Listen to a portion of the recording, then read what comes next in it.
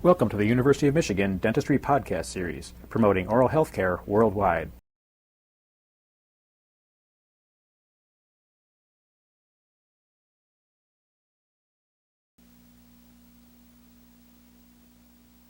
In order to understand and talk about restorative dentistry, a certain nomenclature is used. First, we'd like to review the surfaces of the teeth. We will use a maxillary first molar to do this. As we look at the surface of the teeth, the mesial surface is referred to as surface number 1, the distal surface as surface number 2, the buccal surface as surface number 3, and the lingual surface as surface number 4. The occlusal surface is referred to as surface number 5, except on certain teeth that have a transverse ridge when we divide the surface, with the mesial half of the surface being referred to as surface 5 and the distal part being referred to as surface 6. As we identify classification of cavities, we use this nomenclature to indicate the surfaces of teeth that are involved. A class 1 cavity can be identified as the occlusal surface of any tooth or the occlusal two-thirds of the buccal or lingual surface. We have two examples of this. This would be a class 1 cavity on a molar. The cavity has been prepared for a gold inlay. This would also be considered a class 1 cavity, and it has been prepared for an amalgam filling.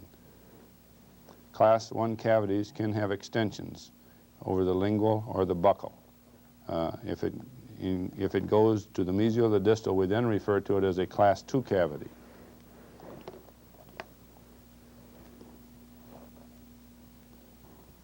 Here are two examples of class 2 cavity preparations. This tooth has been prepared for a class 2 gold inlay restoration. The walls are tapered, since the restoration would first be done in wax, then removed from the tooth or the die model and made into gold. This particular one has been done to be restored with amalgam or silver alloy. Since this is a plastic material, instead of being tapered, it is undercut. From the time you begin to place the plastic material, silver amalgam, you have 3 minutes, roughly, to pack it and carve it back to the normal anatomy. Also, an example on this tooth is the surface 6, which is a class 1 with a lingual extension. If this involved the other surface, it would then be called a class 2 with a lingual extension.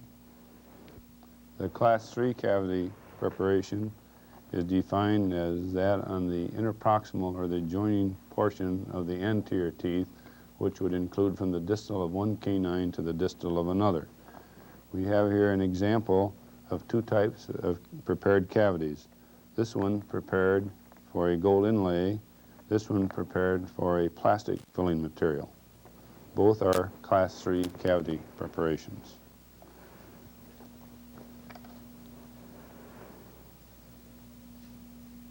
A class 4 cavity preparation is similar to the class 3, except that it does involve the incisal edge. It is similar then to a class 2, really, since it is a two-surface restoration involving either the mesial or the distal and the incisal.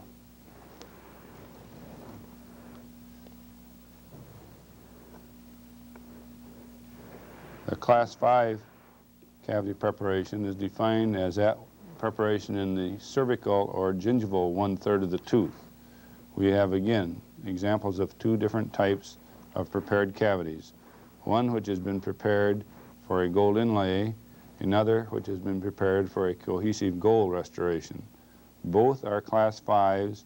Even though the outline form is different, they do involve the gingival third of the tooth. We refer to this always as a class 5 prepared cavity.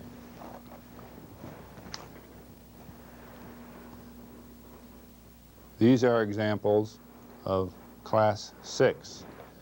There's several ways of determining a class 6 restoration, but basically it involves the mesial, the distal, and the occlusal. However, if a cusp is replaced, it may then be referred to as a Class 6 protective cusp restoration.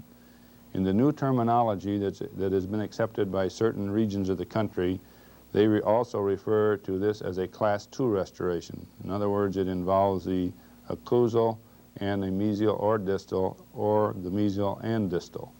And on certain state board examinations, these are referred to as Class 2 restorations. When a cusp is involved, whether it's a Class 6, a Class 2, it is referred to as a protective cusp. Once we go beyond the Class 6 protective cusp, we then go to the next classification of prepared cavity, and we refer to this as R, or restoration. We have before us two examples of restorations, or teeth that have been prepared for restorations.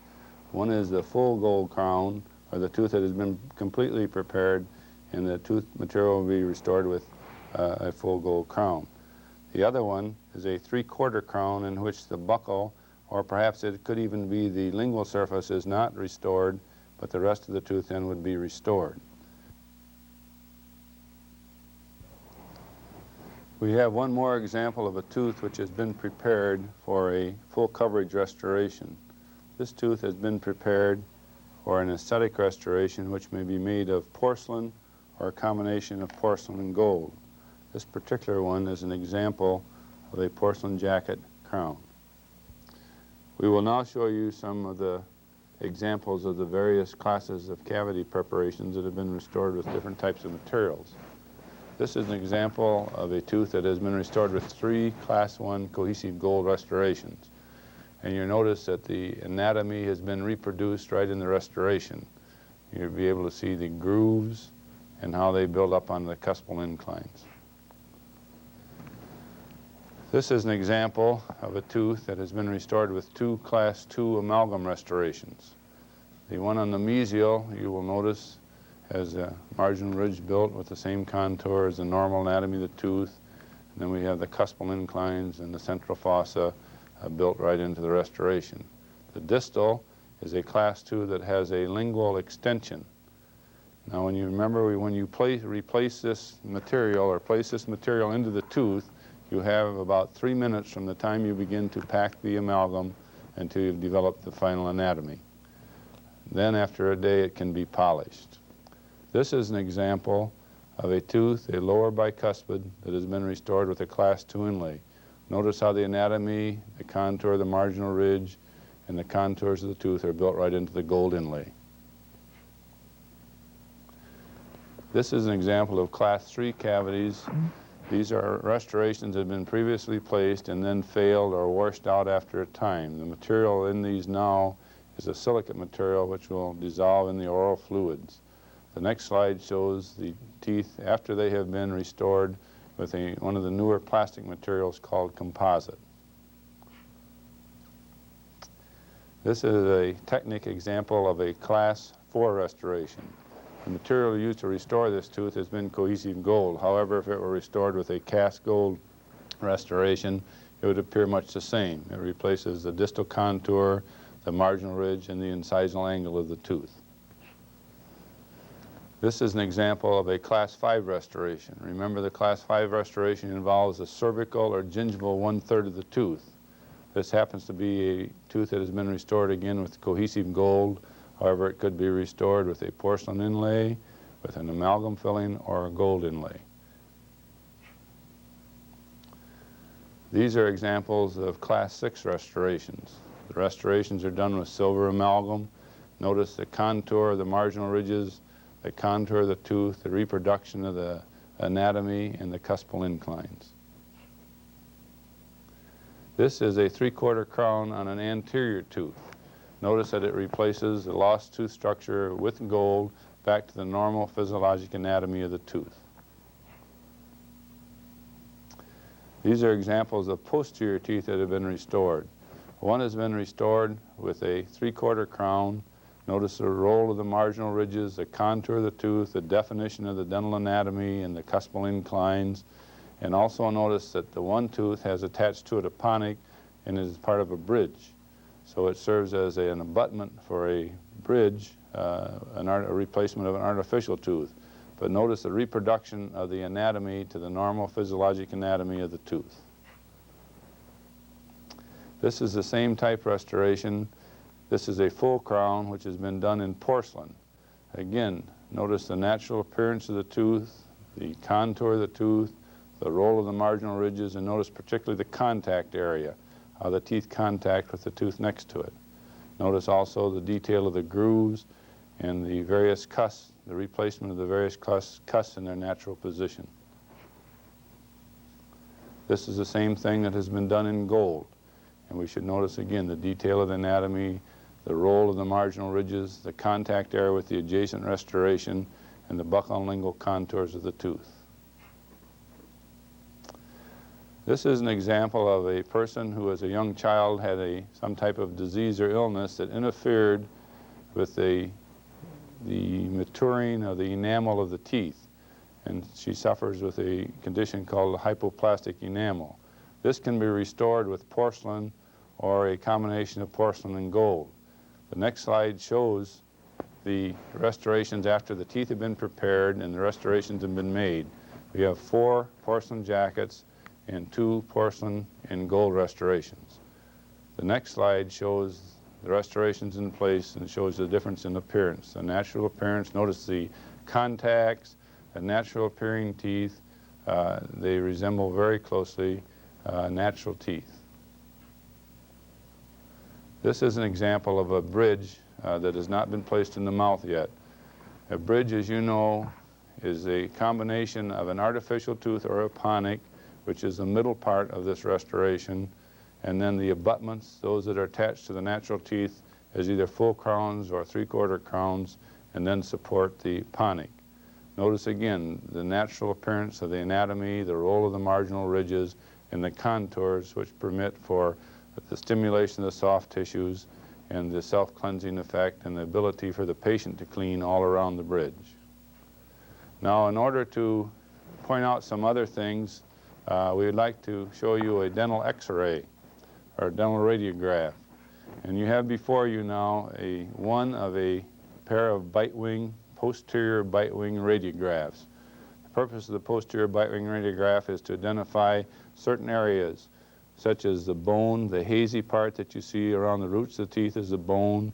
The dark space in between the teeth is the interproximal space, and normally this was filled with soft tissue which would show up as dark on the radiograph. The little dark line in the middle of the tooth is the pulp and the pulp chamber.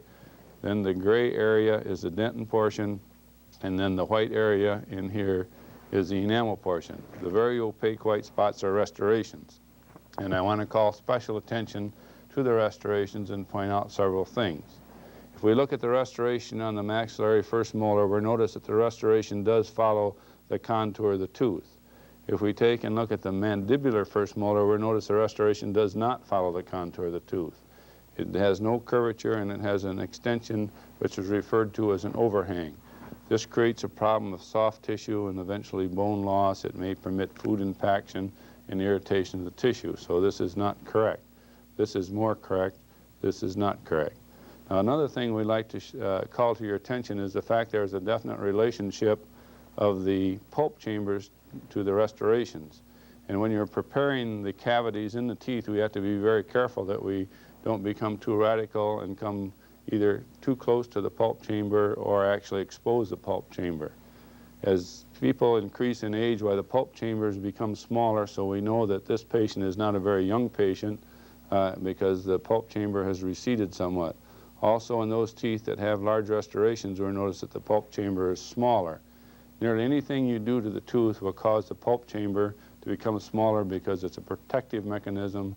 As there's any trauma, whether it's disease, restoration, heavy force, why the pulp chamber has a tendency to lay down more dentin core and protect itself. And another thing we can see from the posterior bite wing that I think is important is the relationship of contact between the teeth. And this is an important relationship because if we don't maintain the contact, we'll get food impaction between our teeth, then we cause gingival irritation that can lead on to various types of soft tissue disease.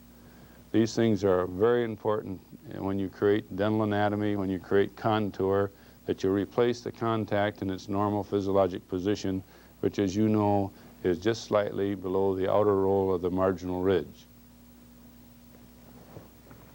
You've been listening to a presentation from the University of Michigan School of Dentistry, which is dedicated to supporting open learning and open educational resources. This recording is licensed under the Creative Commons. It may be reused and redistributed for nonprofit use. Please attribute materials to the University of Michigan School of Dentistry and redistribute under this same license. For more information on how this and other University of Michigan School of Dentistry recordings may be used, visit www.dent.umich.edu/license.